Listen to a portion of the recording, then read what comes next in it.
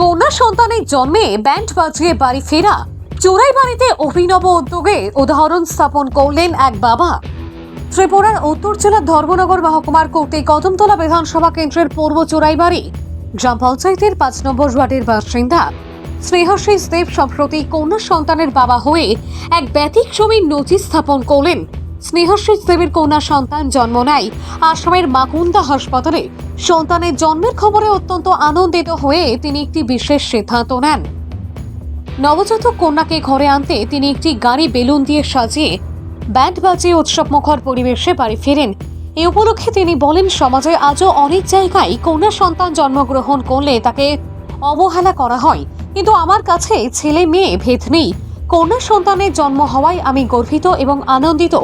তাই সমাজকে একটি বার্তা দিতেই এই ছোট্ট উদ্যোগ। স্থানীয় এলাকায় এই অভিনব উদ্যোগকে ঘিরে যথেষ্ট প্রশংসা কুড়িয়েছেন স্নেহাশিস দেব। এলাকাবাসী মনে করছেন তার এই পদক্ষেপ অনেকের দৃষ্টিভঙ্গিতে পরিবর্তন আনবে।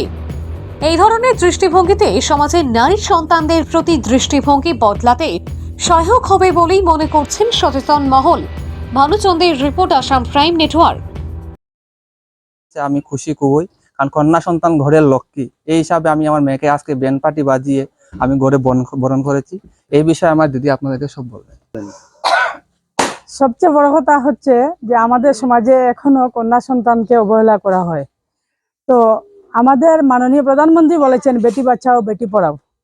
তো আমরা আমাদের সেই দিকে লক্ষ্য রেখে প্লাস আমরা কন্যা সন্তানকে যথাযথ মর্যাদা দেওয়ার জন্য আজ আমাদের এই ক্ষুদ্র প্রয়াস, যাতে প্রতিটা গড়ে এই পৃথিবীতে অল ওভার ইন্ডিয়াতে যাতে প্রতিটা কন্যা সন্তান যাতে সমান মর্যাদা পায়, মেয়েরা যাতে মানে কারোর উপর বোঝা না হয়। মেয়ে জন্মের পরে অনেক ঘরে ঠাকুমা, পিসি, কাকু, বাবা অনেকে মেয়ের মার উপর অত্যাচার করে, মেয়ে কেন জন্ম দিয়েছে, কন্যা সন্তান কেন প্রসব করেছে।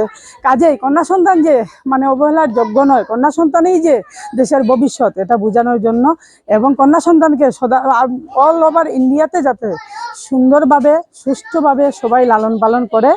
হ্যাঁ, ছেলে মেয়ে যাই হোক না কেন প্রতিটাকেই সমানভাবে সমান মর্যাদা দেওয়া উচিত। এই হিসাবে আজকে তাদের এই ক্ষুদ্র প্রয়াস।